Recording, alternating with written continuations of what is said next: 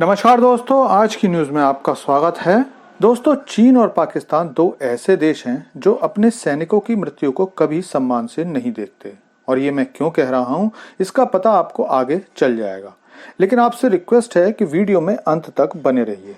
तो दोस्तों, चीन और पाकिस्तान के बारे में ऐसा क्यों कह रहा हूँ?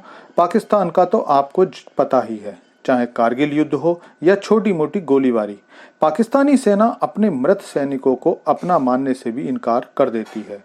और यही हाल चीन का है। गलवान की झड़प के बाद चीन सरकार ने अपने मृत सैनिकों की सही संख्या भी जाहिर करना उचित नहीं समझा था, लेकिन ये सब बातें छिपाना मुश्किल होता है और इसीलिए बाद में पता चल गया कि 100 से ज्यादा चीनी सैनिक मारे गए थे। लेकिन आज बात गलवान झड़प की नहीं करनी है, आज बात करनी है एक चीनी पनडुब्बी के बारे में जो अगस्त में पानी में डूब गई थी।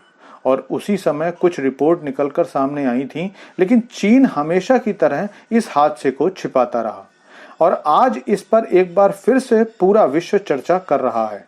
दरअसल ब्रिटेन में छपी एक रिपोर्ट में ये बताया गया है कि पिछले दिनों में 21 अगस्त को चीन की पनडुब्बी, जिसे चीन ने 093417 नाम दिया था, वो ताइवान के पास येलो सागर में डूब गई थी। रिपोर्ट के अनुसार इस पनडुब्बी में कुल 55 लोग सवार थे और ऐसा इसलिए हुआ क्योंकि पनडुब्बी में जो लोग होते हैं उनको ऑक्सीजन की आवश्यकता होती है और क्योंकि वातावरण से ऑक्सीजन मिल पाना संभव नहीं होता, इसलिए जहाज में ही ऑक्सीजन प्रणाली लगाई जाती है। और कहा जा रहा है कि इसी ऑक्सीजन प्रणाली में खराबी हो जाने के कारण चालक दल सांस नहीं ले पा रहा था और सफोकेशन के कारण सभी 55 लोग मारे गए। लेकिन सवाल यह है कि अचानक ऐसा क्या हुआ जो कि ऑक्सीजन प्रणाली खराब हो गई। तो दोस्तों, भारतीय दर्शन में कहा जाता है कि दूसरों के लिए गड्ढा खोदने वाला खाई में गिरता है और छपी हुई रिपोर्ट इसे ही सच साबित कर रही है।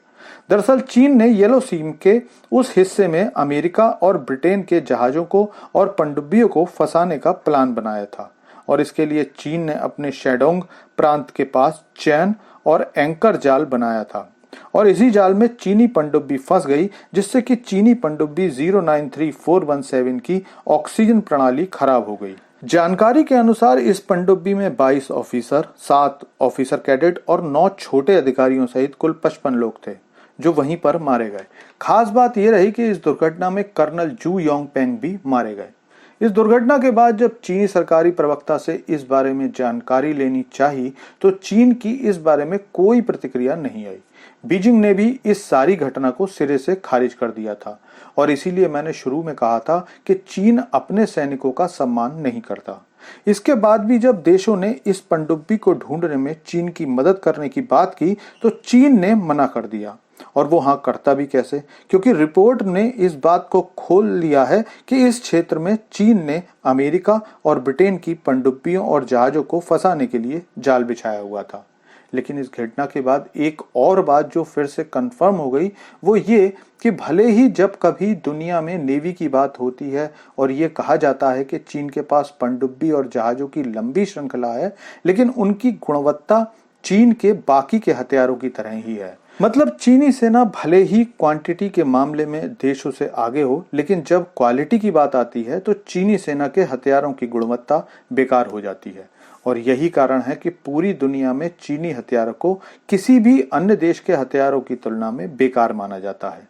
अगर इसी पनडुब्बी की बात की जाए तो ये कोई बहुत ज्यादा पुरानी पनडुब्बी नहीं थी। इस पनडुब्बी को चीनी सेना में शामिल हुए केवल 15 साल ही हुए थे, लेकिन उसके बाद भी इस पनडुब्बी का इस तरह से दुर्घटनाग्रस्त होना चीन के लिए बहुत बड़ा झटका है। दोस्तों, थैंक्स फॉर वॉचिंग वीडियो। आपसे अनुरोध है कि चैनल को सब्सक्राइब कर लीजिए, क्योंकि यहाँ आपको डिफेंस, फॉरेन पॉलिसी और फाइनेंस से संबंधित वीडियोस रोज मिलते हैं।